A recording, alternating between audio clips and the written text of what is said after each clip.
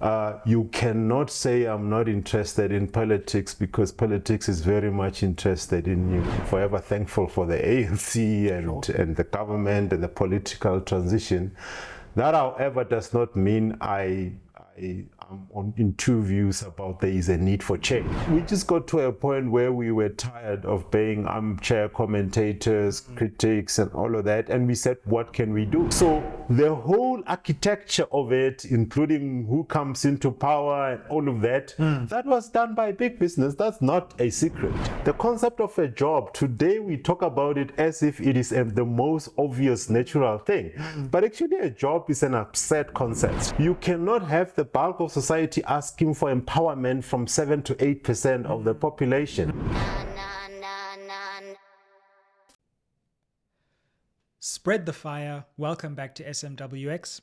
Today, I'm really excited to be joined by the National Leader of CITIZANS, Mr. Jan Moganwa. Mr. Moganwa, thank you so much for joining us. Thank you very much, Caesar, for the time.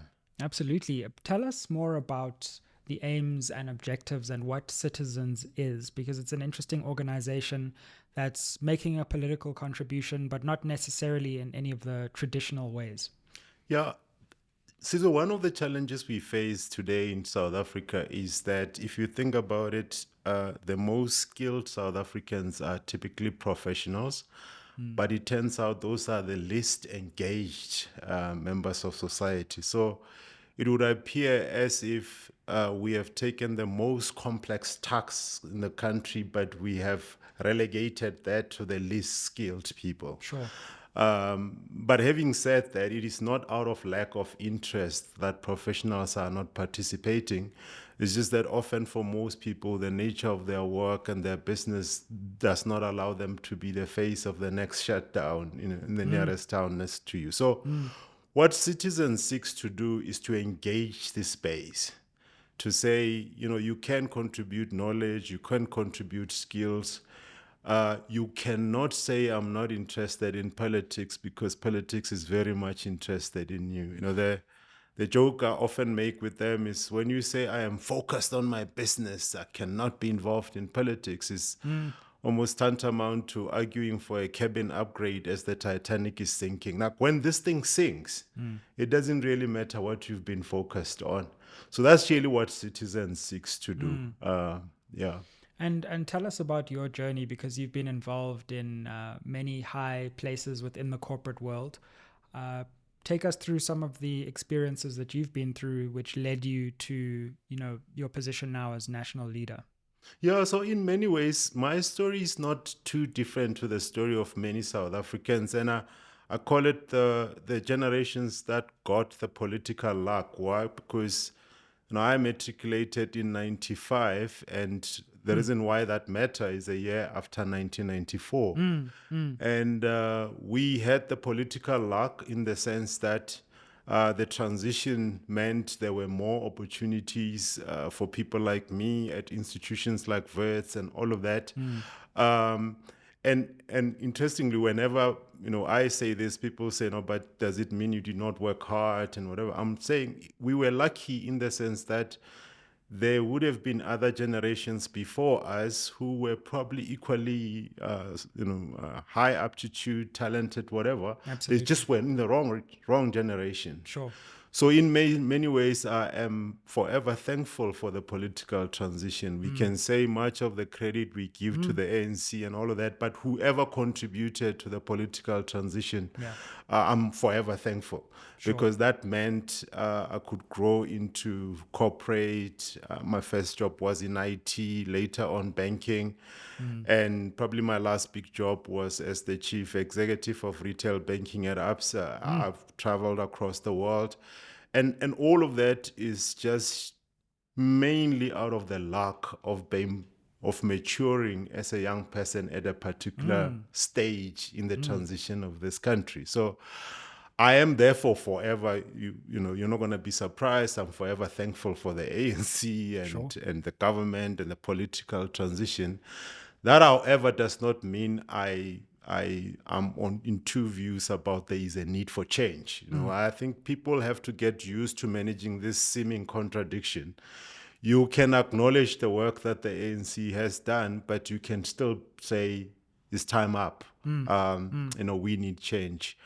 What gets me here to your question is one of the things that happens as you grow professionally is you kind of like, it becomes an individual success. Sure. It becomes about your family. You move them into a security estate and all of that.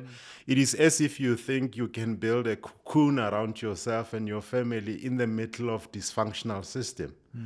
But what is happening now is, some of the kids are starting to move out of home, and you can't help but ask the question, what type of society are they going to find? So the safety you've been giving them within your closed space, secure space, high security, all of that, now you kind of realize, oh, damn, I need to go and free them up to face the society. What type of society? So I'm very much also just driven by that self-interest. Like, what type of country do I want to see for not only my kids, but, future generations? So that's really what gets me here. Absolutely. Before we come to your experience in Citizens and some of the interesting proposals that you're putting onto the table to take us to that next phase in our country's history, CEO of retail banking at one of the big banks in our country, that's one of the toughest jobs in the corporate world. Retail banking, that's the average person and their experience with the financial sector, their financial life. What kind of lessons did you learn in what must have been a very high pressure job, which required intense delivery every day?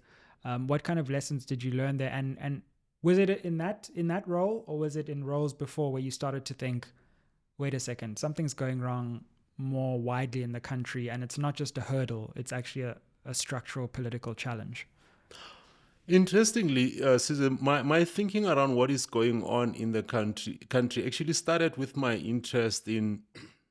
So although my background is in IT, my studies are in economics and all of that, and the usual, they say MBA people have to mention that they're MBA. Like, it's the quickest way to find out if someone is doing or has done an MBA. They'll tell you. So yeah. But my hope is, PhDs. Well, that's a different thing altogether. The doctors have been in trouble in South Africa lately. I assure you, there's a certificate.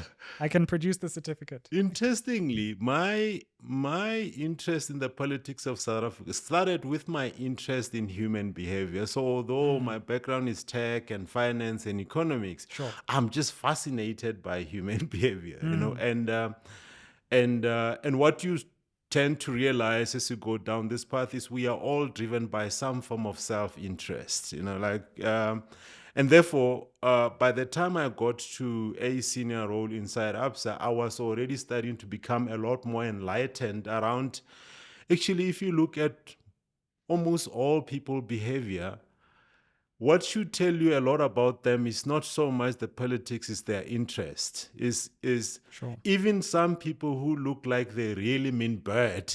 But if you actually say, why would it be in their interest to behave this way? So for example, my senior role was at Absa, and that's already a very interesting environment with a very complex history and all of that. But I could look at my colleagues who were white and Africans, and then instead of saying, oh, I'm expecting this ambush from these people who come from a different background, I realized that deep down they are human beings who actually, the underlying thing they're trying to solve for is to solve for their interest.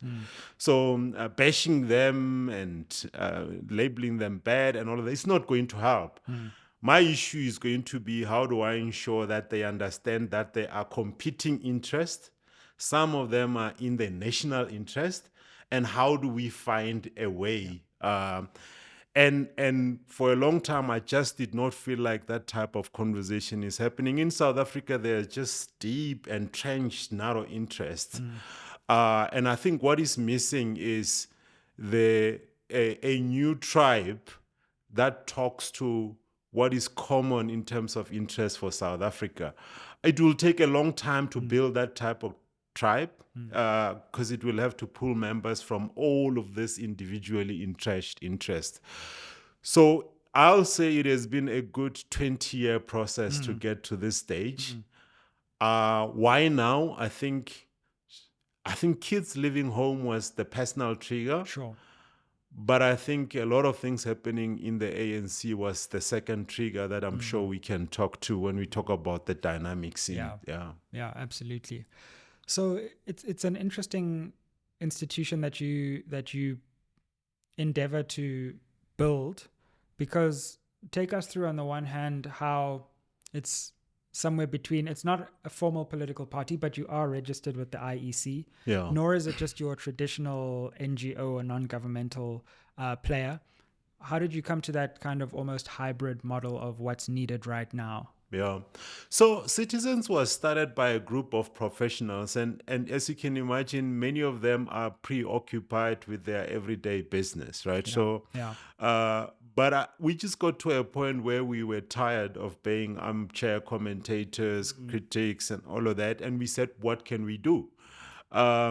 Interestingly, the first few discussions we had, the dominant idea became this idea of an organization modeled more along the lines of AfriForum, but a lot more inclusive in terms of the interests, right? But again, to my point earlier, AfriForum itself, it might make other people angry and all of that, but it's an interest group. That's for sure. And what we thought to do was, is there a space where we can build an interest groups that's a lot more inclusive?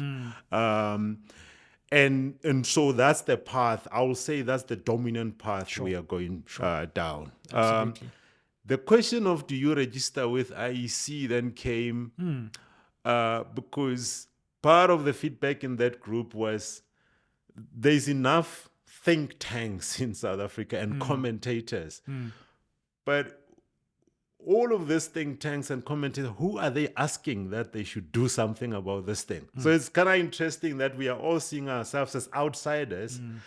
But interestingly, then, who are the insiders? Who are we asking that they should take up these proposals? So that's how the group then agreed that, at the time when you decide whether you contest elections, don't contest elections, you might not have that option if you're not registered. Sure. So therefore, the decision was made to say, go through the process, register with the IEC, so that you continue to have the optionality, so that at a point in time, if you feel like contesting elections is a viable option, at least the admin part has been taken care of. Because, as you know, more and more South Africans are saying, then there's a growing number of undecided voters. At the time when we've got more than 300 parties, it's really it's paradoxical that you still have more people saying, I've got no idea, which option. So that's the contrast we are working with. But I think long term, we will be a lot more non-partisan. But of course, as I said, with the option to contest if that becomes necessary and viable. Thanks for watching SMWX. Before we get back to the episode, I just wanted to let you know the 4 ways that you can help support this channel if you want to see us growing bigger and better to keep you more entertained and informed. The first way is you can invite me to speak at your company, your school, your institution. You'll see the contact details down below. The second way is that you can become a member of this channel. Become a member, or you can give us a thanks. You'll see there's like a heart with a $sign in the ribbon below this video. Buy me and the team some coffee for this episode. The third way you can get involved is you can advertise on the channel. Now, I'd much rather the community of viewers would be advertisers on this channel than me going out to people who don't really know about SMWX and trying to explain it to them. So if you're a viewer and you have a business and you want to partner and you love this platform, let's partner on this channel. And then finally, you can buy merchandise, you can buy books. All this is in the description down below. Now let's get back to the episode. It's a nice strategic decision, actually, because I think people feel like they often have to choose one or the other and then live by that. Whereas giving yourself the chance, maybe it evolves down the formal political route, but maybe not. Maybe, yeah, absolutely. Yeah, but the administrative parts of the political process hold so many people up. They want to contest and then suddenly they realize, oh, we need to raise this amount and all of that. Absolutely.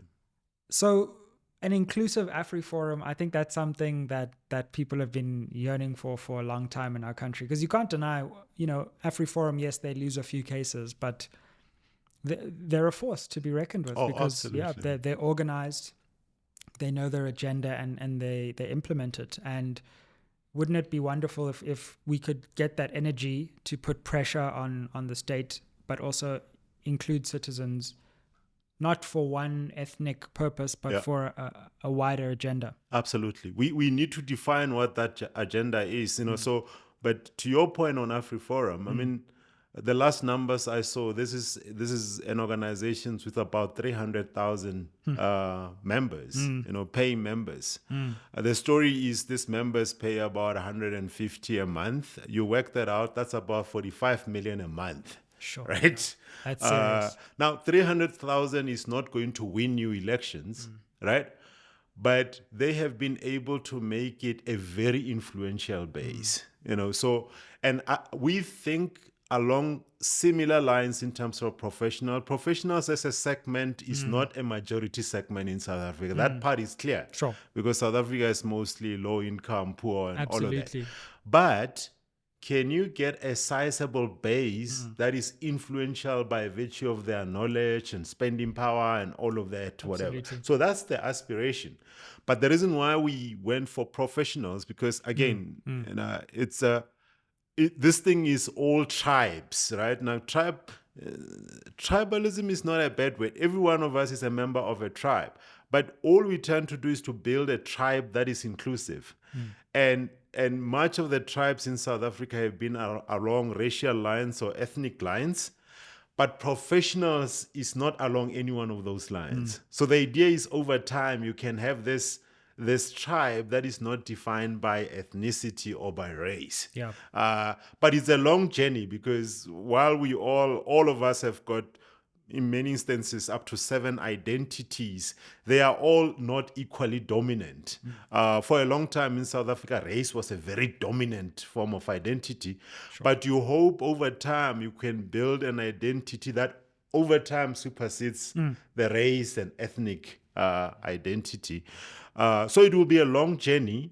It will not necessarily attract the highest number of people in the beginning. Sure. But you have to be able to say, perhaps my group runs with this thing for another 10 to 15 years, but the idea is the next generation that takes it over actually does not start from scratch. Absolutely. That's and, really... one of the things we see on this channel a lot is people analyzing the situation, showing us how bad and how much worse things even seem to be than we thought they were. Yeah. But in a lot of the comments, people ask for, what are the solutions? Where are the places we can help? And it seems like what is driving citizens is, let's get beyond the complaints and let's, in whatever way we can as professionals, start proposing and probably implementing actual solutions to some of these long-standing challenges. No, absolutely. I think often, if you misdiagnose the problem, then we are going to end up in an equally same or worse problem. Sure. And I say this to many of the people we work with, that even if you look at the performance of the ANC and you take the context of the people who are within the ANC, I'm not too sure many of us will fare any better. Think about it. You've got, because who did we end up with inside the ANC? It was the cadre who was at home with no options and all of that, right? This is not people who were massively successful in their careers somewhere, right? You are looking for a way out, and then suddenly you control a 1 billion budget. But by the way, it is uncertain how long you will be able to control this budget. Now, under those circumstances, most people will say, how do I ensure that when this opportunity passes, I've taken care of myself? Yeah, right? And my family probably. So if we obsess a lot about the ANC, then we might miss the point that says anything but the ANC, but we will end up either in the same place or in a worse place. And South Africa has been here before, where at some point it was anything but Thabo Mbeki or anything but Jacob Zuma and all of that. So we think there has to be a lot more rationality, understanding what the issues are, why we are where we are, a need for change, I think many leaders struggle with telling an evolution story, because evolution is not judgmental. Evolution says we are here for all sorts of reasons, good, bad, and all of that. What can we do that's different? People struggle with that in corporate and I guess also in politics. So for me and the group I'm working with, we don't want to spend time talking about what the ANC got wrong. That much is documented very much elsewhere. Sure. But what can we do from here? What has worked? What has not worked? That's the space we are in. Well, let's get into some of that, because take us through some of the proposals that you're putting on the table that you believe could be game changers for the country going forward if we implement. I know you've got a range of different proposals, but which ones do you think are the key levers that we can pull to get the most bang for our buck if we were to implement those changes? Yeah, so the one my favorite sitcom is Big Bang Theory, and in one of the episodes, Penny asks Sheldon to teach him a little physics, I think he says, and then Sheldon is struggling with this because no matter where he starts, there is no a little physics. It has to go to old-time Greece and all that. And I think part of the thing about South Africa is if we don't understand the underlying issues of why we got here, then you might miss the point around the solution. Now, clearly, we don't have 300 years to talk about the history, but South Africa has been really a country built on systemic suppression.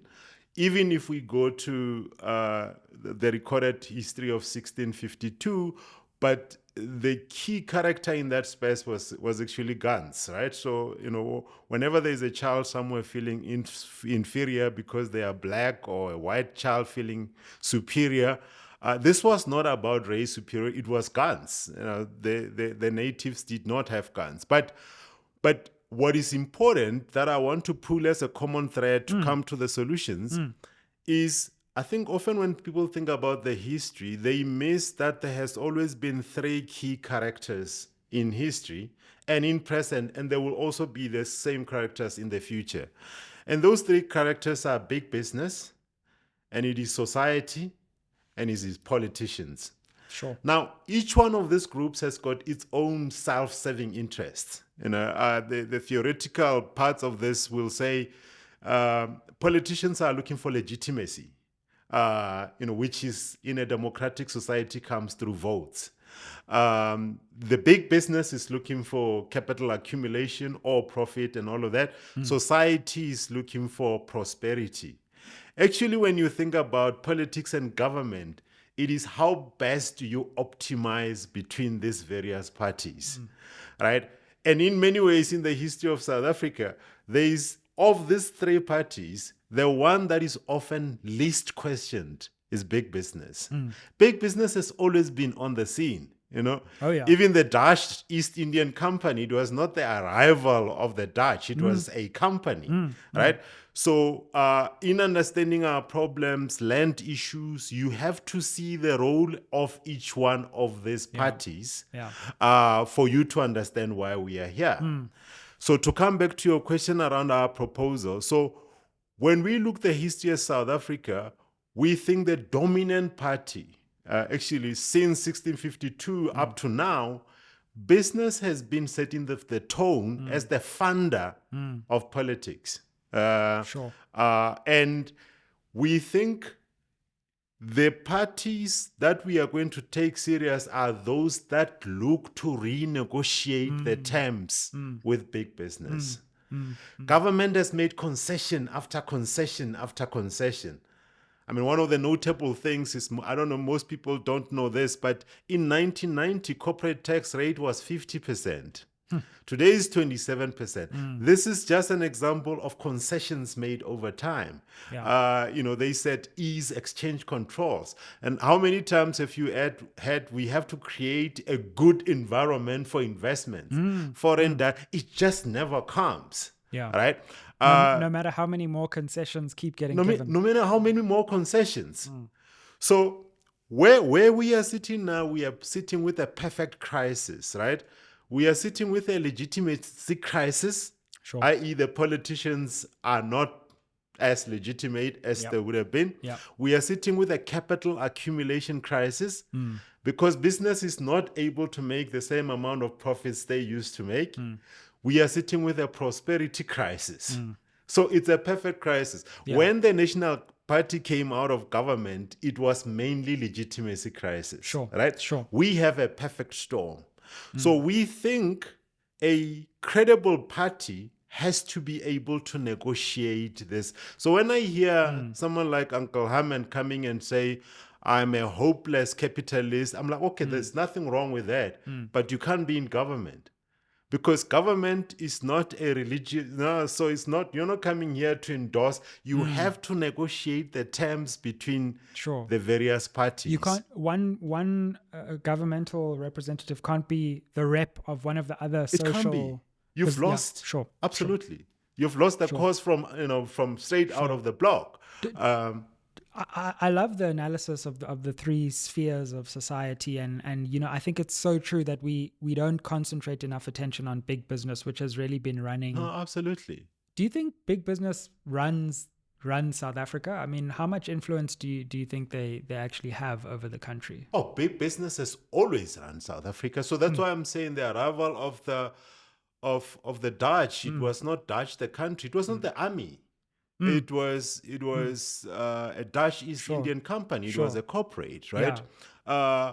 Up to that point, and the concessions that politicians had to make, it was to accommodate big business. The Lands Act, so I mean, I don't want to go through the rest of the history, but post the unionization of South Africa, the Land Act, in many ways, so a commission was appointed in 1912 to deal what was called the native question. So the native question, why the native question? Because at the time, the mining companies were looking for cheap labor. But their problem is the natives were not coming to take jobs. Sure. Why were the natives not coming to take jobs? The concept of a job, today we talk about it as if it is the most obvious natural thing. But actually a job is an absurd concept. Especially when you have land, right? Absolutely. So they appoint this commission. People can search for it. It was done in 1912. So when they go to try and assess why people are not coming for jobs, you can imagine the conversation. Are you willing to come with us to a job? And a local says, what do you mean?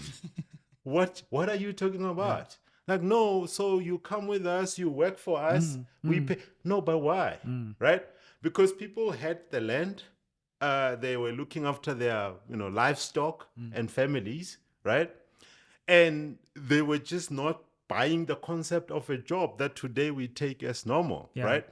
And to force them to do that, you had to take away their independence, and that independence came through land, right? So they introduced even some ridiculous things like something like a hut tax, which suggests that if you don't have a brick and mortar building with corrugated iron, you need to pay tax, and the only way you can pay that tax is to go and get a job. Sure.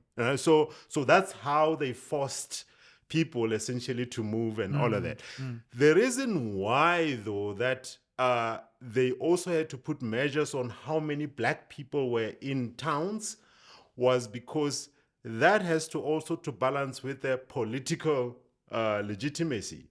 The white society of the time also wanted to limit competition between the white members of society and the black members of society. Sure. Later on, we can talk about the whole notion of merit and whatever, which is a bogus concept, because at the time, merit was not the issue. It's such an interesting historical point you make there, because apartheid and colonialism before it, and the variants, some of which I would argue even come after, you're solving a difficult problem, which is, number one, you have to get black people off their land. But then when they come into the places you need them, they can't outcompete with you politically. Absolutely. So you need to, That's what gives rise to the political suppression. Absolutely. Once you've done the Absolutely. land dispossession. Absolutely. So it's that two-stage exploitation. Because you see, so the politicians, their source of legitimacy was white voters. Sure. So they wanted to protect them. Interestingly, the first measures of protection against white people as a minority, it was focused on white people. Sure. It's quite absurd today that the members of society who make up 80% have to seek for protection from the 7%. It's a weird concept. You cannot have the bulk of society asking for empowerment from 7 to 8% of the population. But that has been made normal. So those were the dynamics.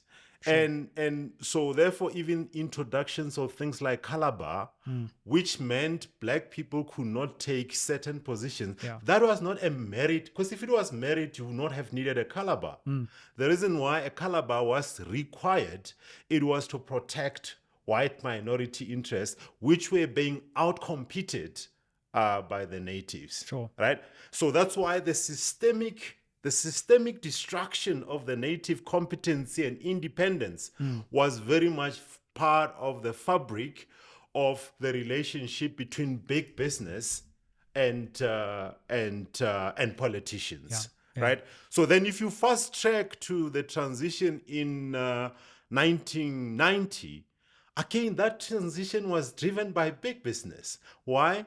They had figured out that the National Party at the time had lost the legitimacy, right? So they were dealing a legitimacy crisis, which means you are no longer able to ensure a stable environment for business to thrive. Sure.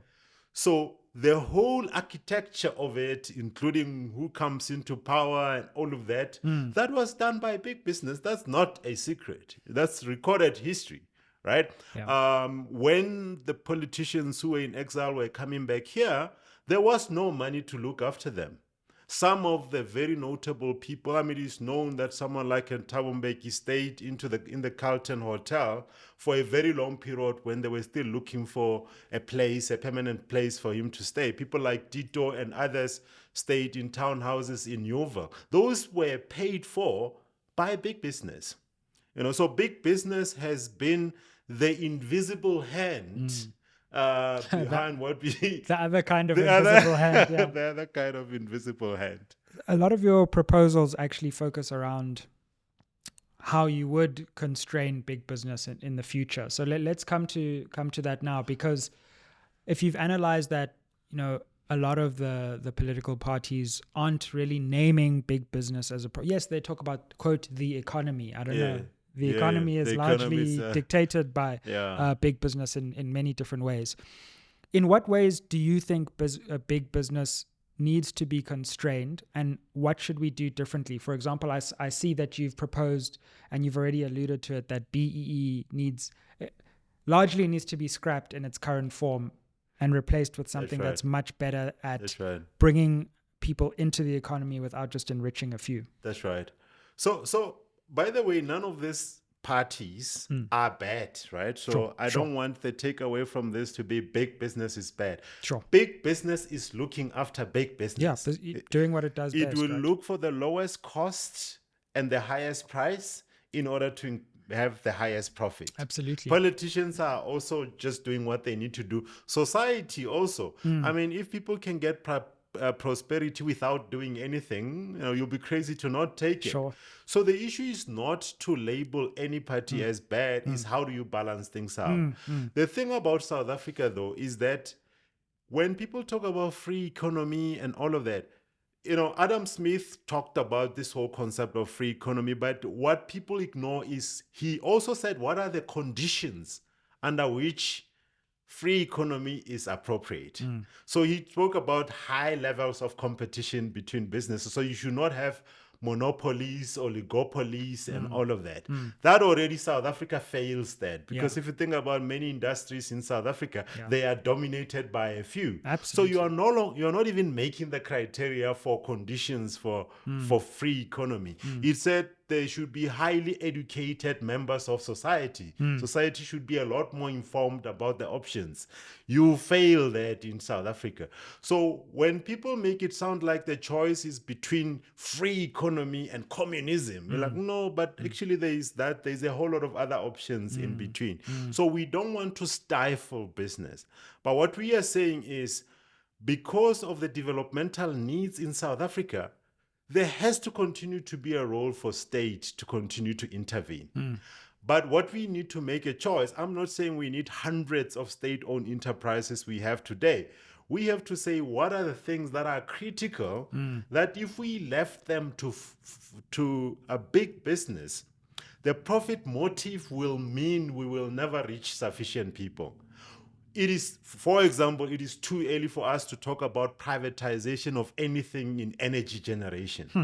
It is too soon for us to talk about privatization of water or privatization of education. Why? We don't have the conditions for a high level of competition between businesses for us to get the best value. All of the countries that have gone gung-ho and aggressive in this privatization, including UK and Germany and whatever, all of them are now starting to reverse that. Sure. So we think there is space for state to intervene. People talk about developmental state. That's another thing about the ANC has vulgarized all of these great concepts. Developmental state just means there's a point at which government has to intervene for specific outcomes. It might not necessarily be a permanent arrangement. Absolutely. Right? Absolutely. So this is not a religious choice once you are here and whatever. So what are the interventions? So we have identified what those things are. Now, there's quite a lot of proposals. We have grouped them into like 7 priorities. Yeah. We're not going to cover all 7. I want to talk to the 2 Sure. that are most important. And those we see as social transformation and the education reform. People can go on our website, citizens.org, citizens spelled with a Z-A, and you can find a whole lot of other details there. We'll put that in the description as well. Absolutely. We touch on crime and looting. We think part of illegal immigrants has to require jail time for those who employ illegal. There's a lot. But the 2 areas I want to focus on is we have to get social transformation and education right. Sure. Now, if I start with social transformation, in there you can include things like land, right? We are not in, again, the false dichotomy is either, expropriation without compensation, expropriation with compensation. Our view is actually land is such an important thing, but it is a very complex matter, given what has happened over time. Yeah. We think where government identifies a piece of land for developmental purposes, expropriation should be at cost. Right? So at a bare minimum, you have to pay the current occupant of the land what they paid for the land. Right. And of course, it follows that if you paid nothing for it, you will get nothing for it. Sure. But what you need to do is you need to stop land being a speculative asset. That someone says, I'm going to hang onto it with the view, with the expectation that over time, it will grow in value. Land has to be valuable for use. It is a limited commodity that we share as society, and we need to continue to have the flexibility around that. Right. So we are a very strong proponent of land at cost. We don't mince our words on transformation, whether it is in the workplace and anywhere else in society. Yeah. For very simple reasons that says, you have to have every child in South Africa looking up in any sphere and seeing someone who's like them, right? I grew up in the part of Limpopo where almost all of us wanted to be teachers or police or whatever, and we thought nurses were only ladies, for example. So when a guy said, I'm a nurse, we'd be like, what do you mean? Where's your dress? So you take cue from what you see. And we cannot be in a society where a black child looks up in a corporate and they don't see someone like them. That's a very strong psychological cue that says this is not for me, right? Sure. So the reason we need to obsess with transformation, and yes, we will make some wrong calls and all of that, but the reason we need to obsess with it is not for the current generation, is whether we make good appointments, bad appointments, all of that. The important thing is the next generation has to look up and believe that it is possible. Could I just go further on that? Because one of the interesting things in your proposals, again, is shifting the emphasis onto big business and saying there needs to be more pressure on big business to actually, because, I mean, let's be honest, big business does the bare minimum when it comes to transformation. Yeah. They get around it and they find ways, and there's no real enforcement mechanism at the end of the absolutely. day. You want to change that and actually put a bit more true enforcement on this question of transformation. No, absolutely. And that's a nice segue, Sizwe, in the whole idea about marriage, right? Which is actually, as I say, it's a bogus argument, right? Yeah. It's a crap argument. First of all, a lot of jobs in South Africa, including in corporate, they are not rocket science, right? Like people make it sound like, like if you were looking for a CEO of Bank X and all of that, you're going to struggle to find people. Absolutely. That's actually not true, right? Initially, the pushback was no qualifications. Like job applications in the past used to specify that you should have this degree and an MBA and whatever. What did black people go and do? They went and studied everything. Yeah. 3 honors, 3 masters, all of that. That was still not enough, right? Then the next stage was they brought in aptitude test. Aptitude test did not last long because they were not working the way they were supposed to work. Because one thing about aptitude is it knows no race, right? So these tests were producing undesired results, if you like, right? You know what is the dominant form of assessment today? Personality test, right? The beauty about personality test is you don't have to specify upfront what type of person you are looking for. You send a couple of people to these assessments, then it is left entirely to the hiring manager to say, after looking at the profile of the people who did this assessment, I think this person will be a great fit, right? Now, from my obsession with human behavior, I can tell you that psychology, this is no longer a debate. People choose those who are like them. Yeah. Actually, it is easier to be a racist than to not, because actually racism, in terms of physiology, is the most natural thing. You are seeing a person who's like you. The difficult thing is actually to do the opposite, right? So merit is not, if you said, I'm looking for a CEO today, merit will produce a lot of people. It might not be thousands of them, but there'll be more than 20 people who qualify. Sure. The decisions then are made by individuals. And these individuals have got the same biases that we all have as human beings.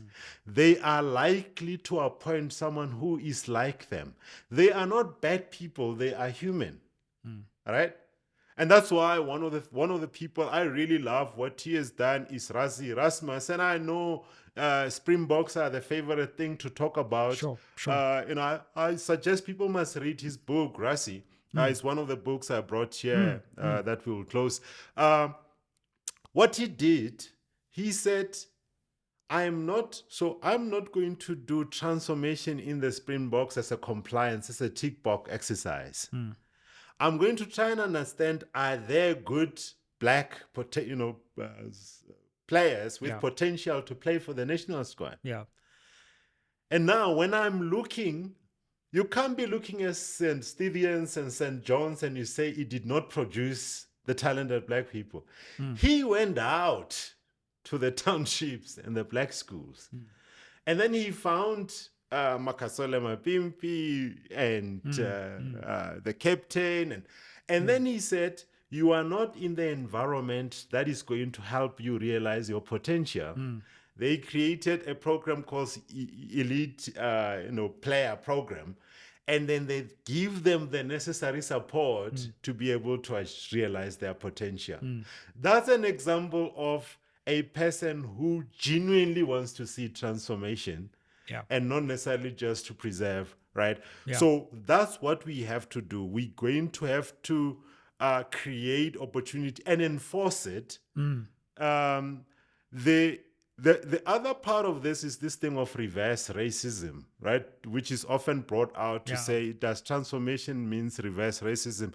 I'll tell you that the first thing is partly no, but I think there's an element that suggests reverse racism.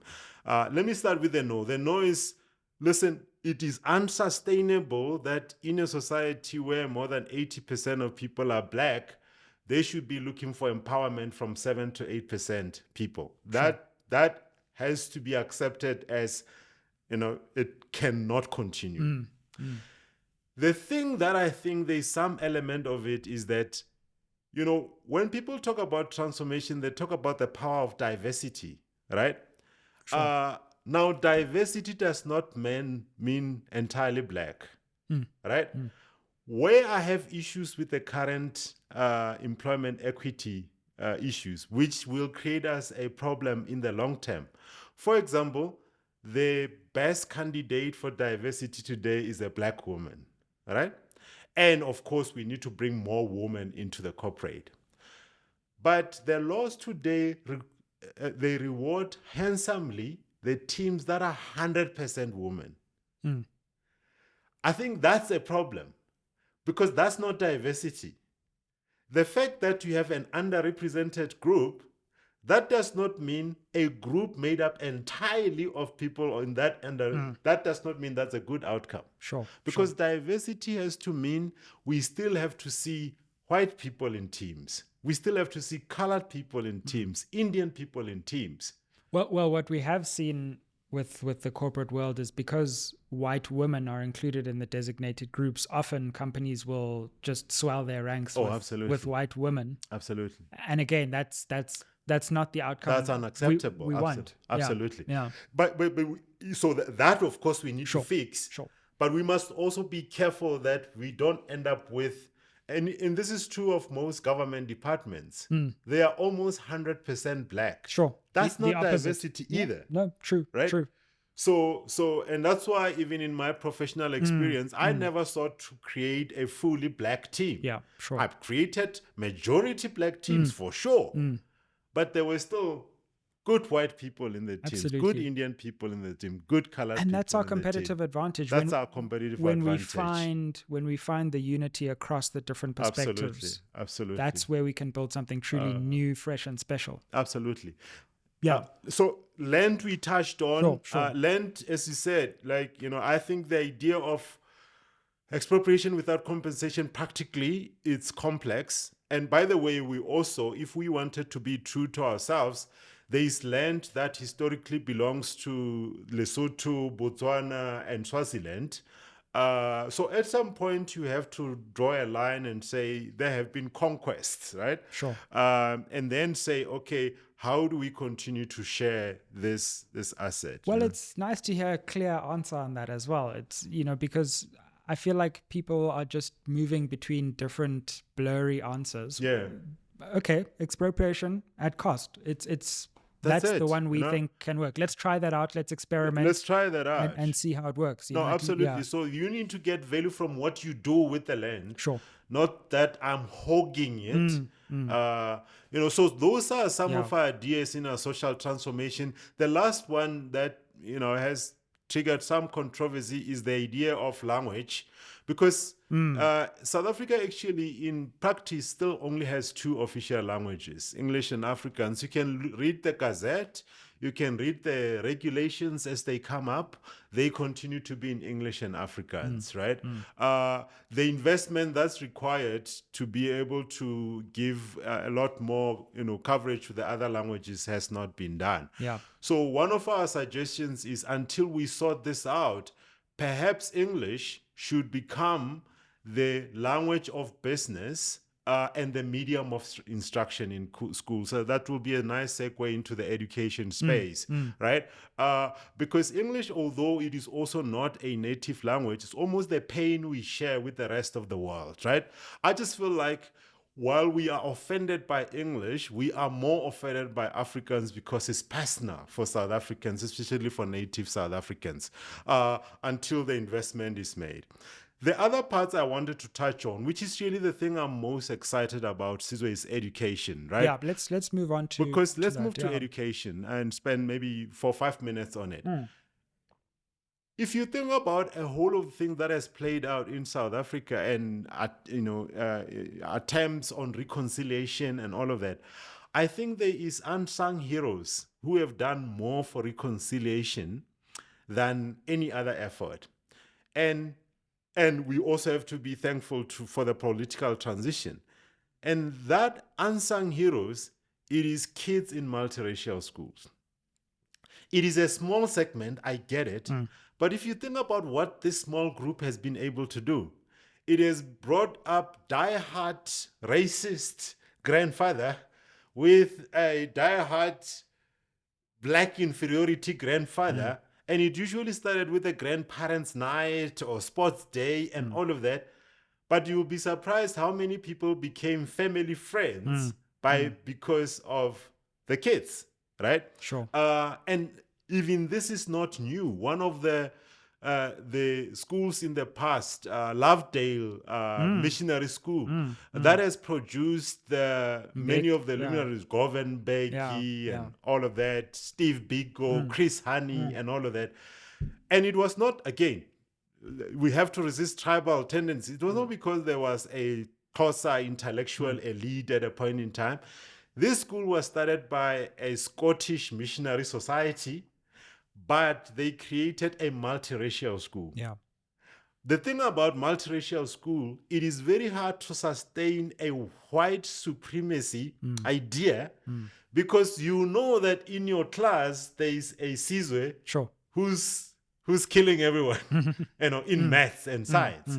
So how do you go outside class and say there is white supremacy? On what basis? And you can see that even today, right? White supremacy is becoming difficult to entrench in private schools because the award evening, a black lady, Mpo, comes on stage and cleans up everything.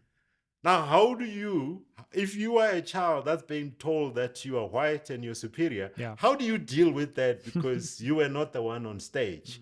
So we are obsessed about education because we need to create this inclusive environment. The thing about education, though, is the most complex of issues to sort out because it talks to parents, to communities, and all of that. So our strong proposal, there's two strong proposals for us. One is we think public school, high school should be a boarding system, a compulsory boarding system. Why?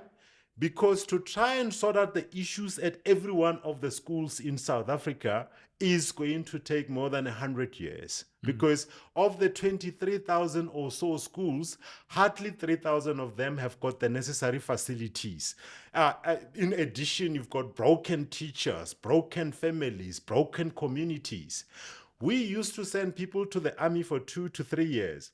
Why are we not able to send kids to a safe environment for 5 years where when they come out, they've got a driver's license, they've got basic self-defense training, basic military training, starting your business, managing money, critical thinking. To try and achieve those outcomes in the current education system is not going to happen, right? And we then, in 5 years, now don't buy this, all the things can only be solved in a generation. In 5 years, you will have a cohort of students that have received a very different public education. They will have the sports facilities. They will be together with other kids of cross races because today the schools are also still split by race. So it would be a multiracial environment. Absolutely. And how do you see that rolling out over time? Would you start with a certain number of boarding schools and then expand that out over time? Absolutely. You start with the first grade of high school. We don't have to go and build boarding schools for everyone. So you start with a cohort of people who are going into high school. You build that. As they go through the year, you are preparing the rest of the infrastructure for their next year of high school. You keep on building, but by the time you get to the end of the 5 years, you will have a very different quality student. Because to try and provide quality teachers to 23,000 schools, it's not going to happen. Yeah. Right? But to try and provide quality teachers to 40 schools, 40 good schools, with infrastructure, with sports facilities, with good coaches, that now suddenly seems doable. The issue is not money. Now, what do you do with the teachers that you have left at this school? These schools are busy closing on their own. There's also constantly the aging teacher population because the teaching profession is no longer, attractive to young people. So natural attrition will sort that problem out, right? The second thing for us in terms of private schools, we think there will still be private schools, but because education is such an important developmental intervention, we think pricing of private education should be regulated. It is near absurd. You cover this in your book about the new apartheid, right? It is absurd that in a developing country like South Africa, you have schools that charge as much as 200,000 a year. That is exclusionary. It is just downright ridiculous. And as a country, we have to say, we are so serious about creating this multiracial environment. We want as many people as possible to be able to get in. So our proposal is to cap that at something like 60,000 rand a year. That is already very high for many families in South Africa, but it will allow a whole lot more people to bring in their kids. And do you see the state subsidizing that education, or because some of these schools themselves would argue, even though the fees are very high, they're in some tough financial situations. We're even seeing private schools shut down. No, absolutely. Yeah, I mean, but if you look at what private schools voluntarily charge today, you have private schools that charge around that 60,000 and they are viable. And it is not because anyone has prescribed that, which begs the question, if you are paying 200, what is the additional 140,000 for if it is not just for elite club and exclusionary, right?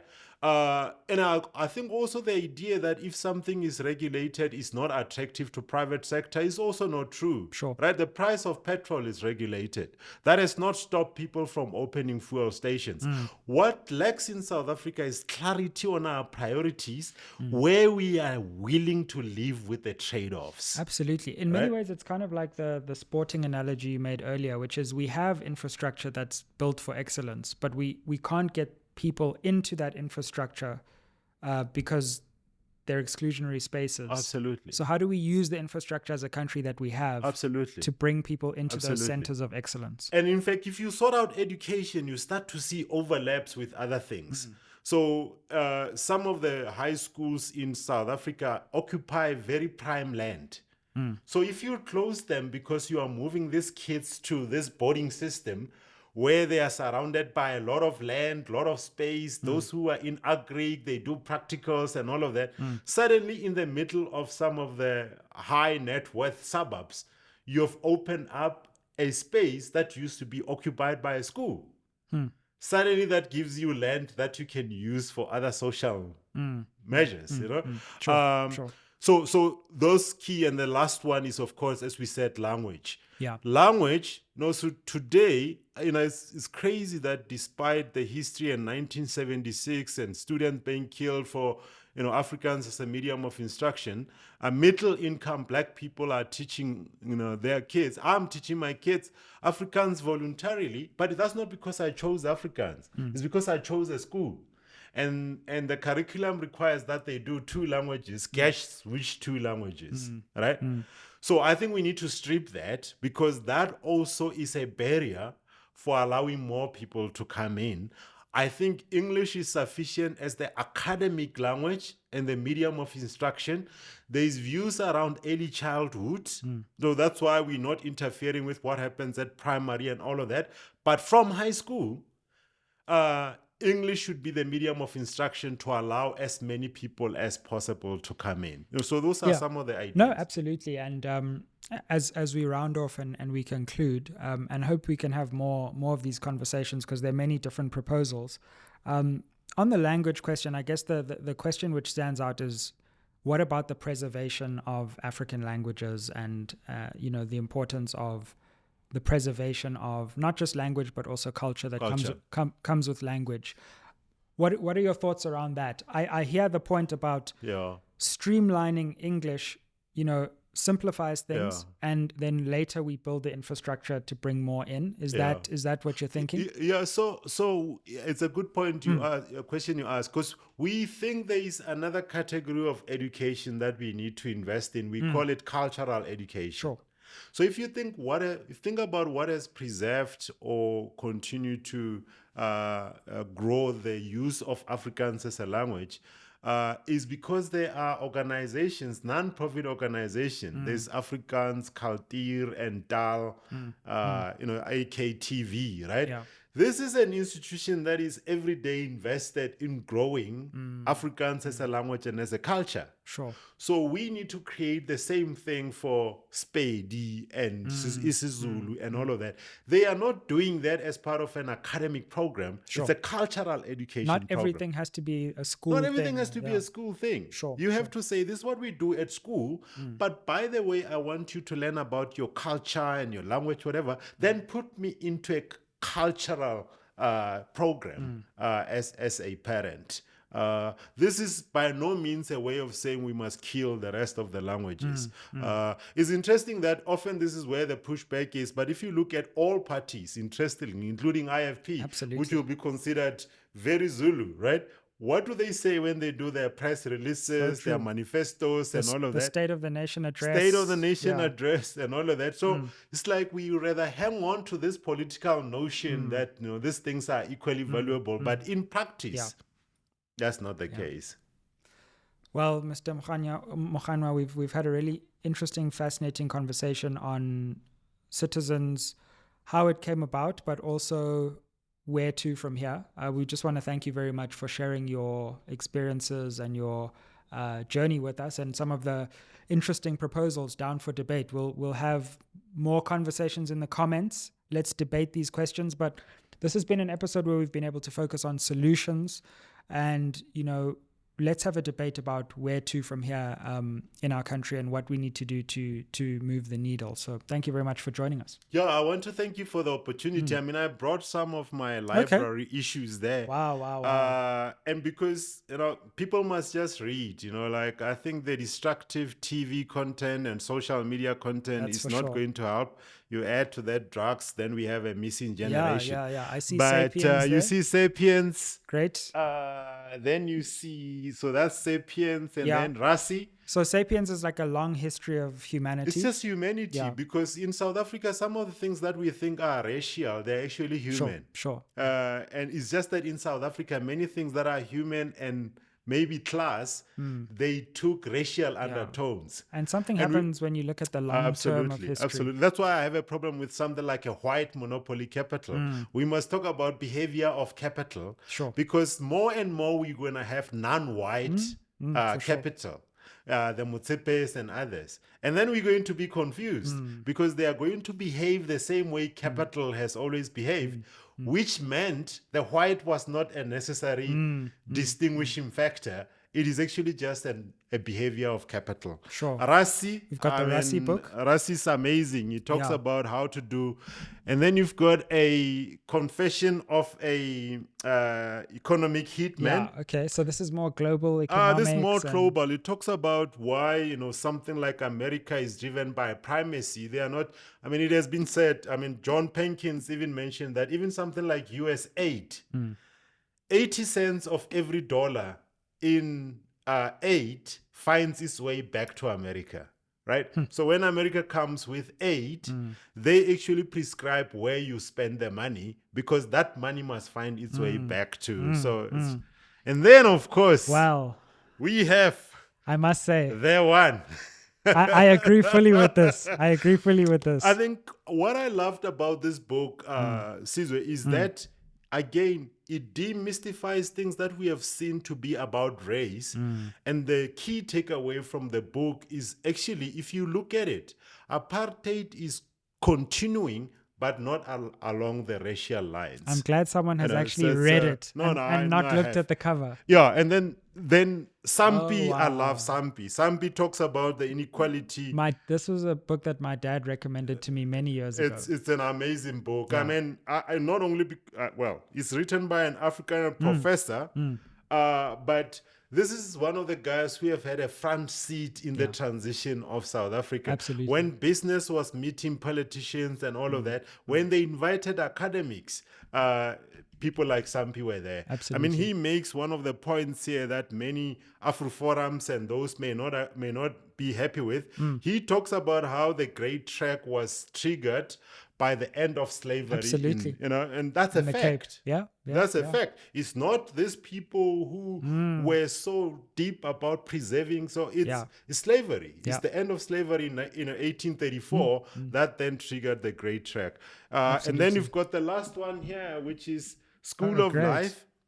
This is good just as a general book for personal growth and for families and all of that, relationships and all of that. The key takeaway from it is, in many ways, we all don't know what we are doing, and we are all broken in some way or other. Yeah. So when you feel like it is just you, actually, it turns out that all human beings are broken in some way or other and are also driven by self-interest. So it is quite useful as part of thinking about even, romantic relationships and marriage and all of that. I like these things that take the noise, which I think is the same thing you did with your book. You were able to step outside yourself and say, okay, what's actually going on here? And these are some of my favorite books that people can check out. Thank you very much for sharing that with us. As SMWX viewers, you just got a library sample from one of the most successful South Africans in the corporate sector now in this new sector. This is what you get when you watch SMWX: book recommendations, wisdom, and it's a very interesting combination. Boom, spread the fire. I won't say Dubula Inyanga. Spread the fire. Next thing there'll be Dubulingwati. Absolutely. Thanks very much for joining us. Thank you so much. Appreciate it.